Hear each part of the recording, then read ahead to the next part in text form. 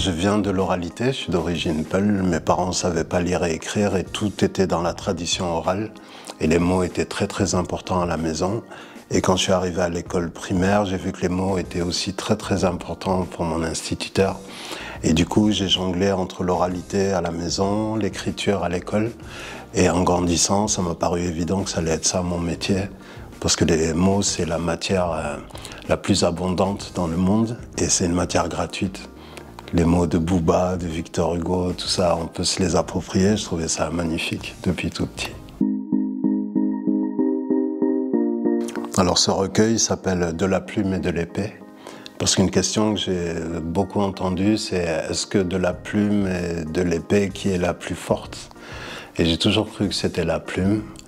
Et en grandissant avec le rap, avec le slam, j'ai vu que les mots, ils avaient un véritable impact et que c'était une belle manière de se rencontrer humainement. Et ce recueil, c'est un cocktail de plein de sentiments que j'ai ressentis, que j'ai vécu ou dont j'ai été témoin. Il a été préfacé, ce recueil, par Grand Corps Malade.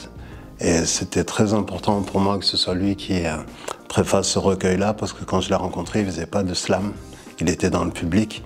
Et dans cette préface, il raconte que ça a été un peu un déclencheur pour lui. Et quand il s'est mis à en faire, c'était tout de suite magique. Et c'est ça que j'aime dans cette poésie qui appartient à tout le monde. Il suffit d'avoir une voix et une personnalité, et la poésie, elle fait le reste du travail, quoi. Et donc ce recueil, c'est une manière de me présenter, de montrer que les mots, ils appartiennent à tout le monde. Et quand ils passent par une personnalité, ça devient une œuvre.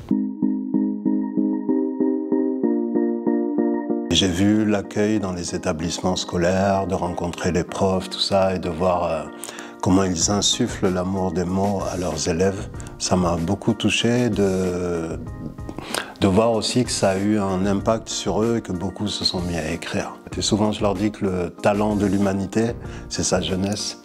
Et s'ils sont conscients de leur force, de leur puissance, tout est atteignable dans la vie. Je leur dis, c'est comme en maths. 2 points sont toujours alignés. Entre toi et ton objectif, cette droite, elle existe.